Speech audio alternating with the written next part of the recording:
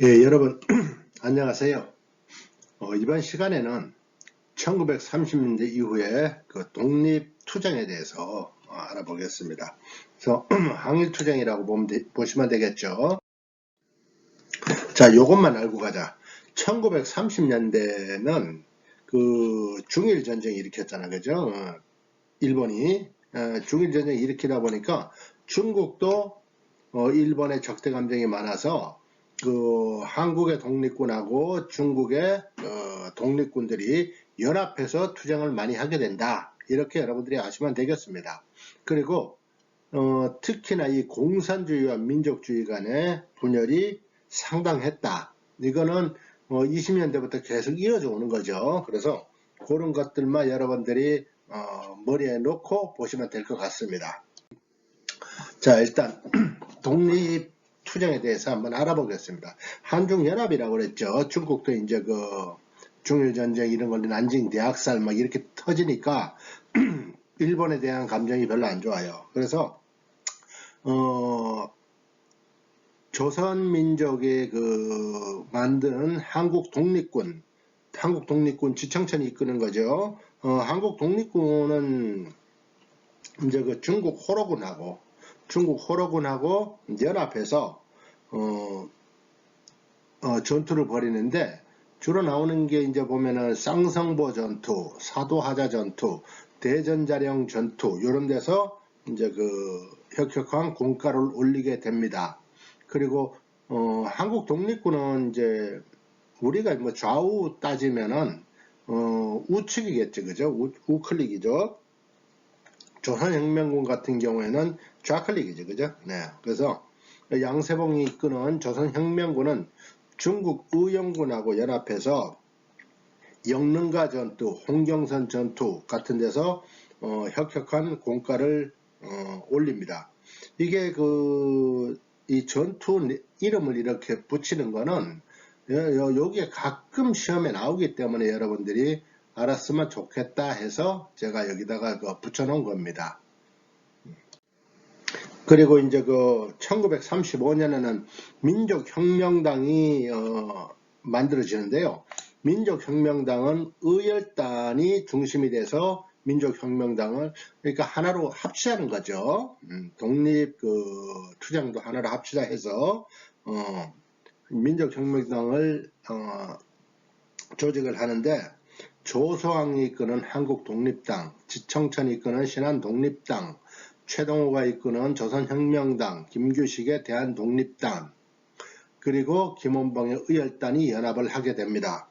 그래서 이거 만들어질 때 의열단에서 그 임시정부에도 그 얘기를 해요. 근데 임시정부에는 참석하지 않습니다. 그래서 임시정부는 민족혁명당에 참석하지 않았다. 이 당시에 주석이 김구였죠. 그래서 그렇게 하고 김구는 독자적으로 한국국민당을 창당을 합니다. 근데 이게 시간이 지나면서 의열단이 독주를 하다 보니까 조소왕, 지청천 같은 분들이 그 민족혁명당에서 이탈을 해요.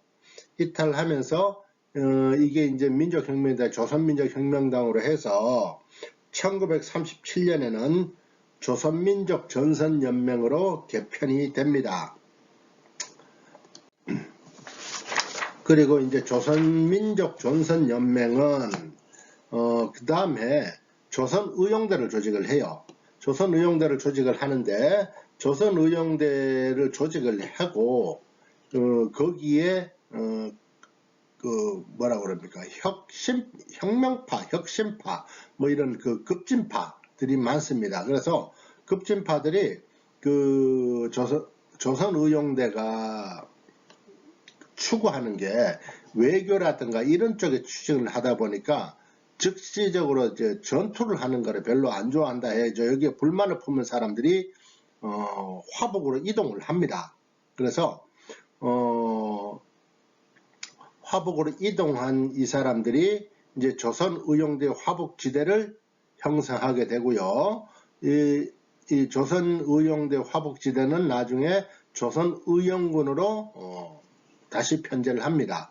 그리고 충칭으로 이동한 충칭 이동파들은 한국광복군에 편입이 돼요. 한국광복군 어디서 만든 거죠? 임시정부에서 만든 거죠. 네, 그렇게 해서 조선민족 전선연맹은 두 개로 나눠진다. 이렇게 보시면 됩니다.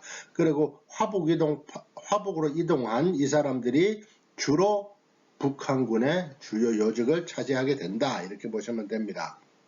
그리고 한국국민당이라는 게 있었고요. 한국국민당 누가 만들었다고 그랬죠? 앞에서 말씀드렸죠. 김구. 네. 그리고 동북항일연구는 이제 뭐 김일성으로 해서 그 북한에 있는 뭐 김철 이런 김책 뭐 이런 사람들이 동북항일연구를 했다고 그러는데 그건 저는 잘 모르겠고요. 아무튼 그런 게 있었다고 합니다.